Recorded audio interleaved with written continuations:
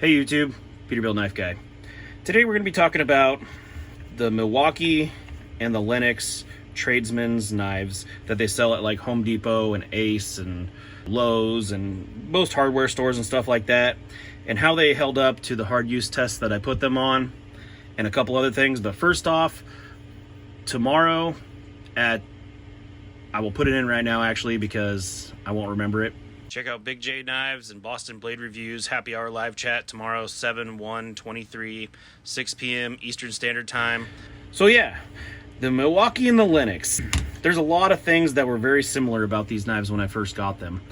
They have very decent they have very similar sheaths, very similar handles, very similar blades and blade stock.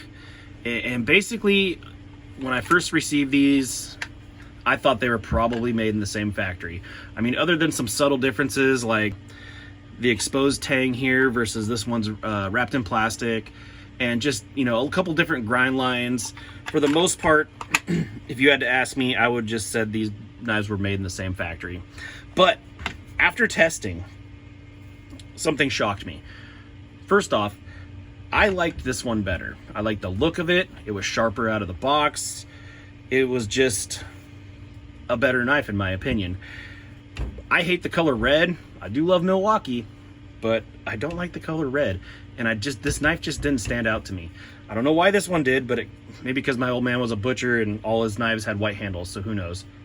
But when I started doing the hard use test on these things, completely opposite of what I thought. First off, I did this one. This knife went through the ringer and back. I beat the living snot out of this thing, and it just kept on taking it. I bent the tip, bent it back, but it never snapped. It did chip right at the very tip, but that's it. And I dug this thing into wood and just twisted it around, pried it, and it never broke. I batoned the crap out of this thing, and it never broke. Cross batoned it through wood, all kinds of stuff.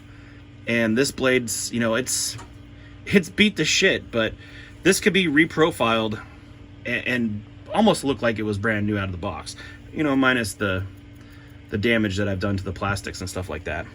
But this knife held up really good. And everybody who said, you know, get Amora, I think I disputed that. That was another thing too. Everybody's like, get Amora, you should get Amora. No. For the price of this knife and the price of this knife, the Amora you would get will not compete with either one of these, to be honest with you. This one did suffer a lot of damage. A lot of damage. This one, the tip broke. This one, the tip didn't. This one, the blade wobbled. Look at that. Can you guys see that? See the wobbly in there? It deformed. This one, still straight. They're both hollow grinds, but this one is like a if you go down the knife this way, this one hollow grind is smaller this way than this one. And I think that's the reason why this one wobbled. There's just less meat behind the edge on the Lenox than there is on the Milwaukee. And it didn't make it any better of a slicer. When I was cutting toilet paper tubes and stuff, they both performed pretty good. I mean, for $15-20 tradesmen's knives. But this guy just did not handle. It could not hang. The plastics did better. I'm just now realizing that the plastics on this did not take as much of a beating as this guy, or maybe I just beat this one a little harder. I'm not sure. But yeah, if you were looking into getting a Milwaukee or a Lenox, I would say definitely go Milwaukee. And some places they are just a little bit more expensive, but if you're going to use your knife hard, this is what's going to happen. It's just not going to be able to handle it. But anyways, that's all I got. I'm going to link the videos in the description below to my hard use on both of these. And be sure to check out our live tomorrow. And thanks for watching.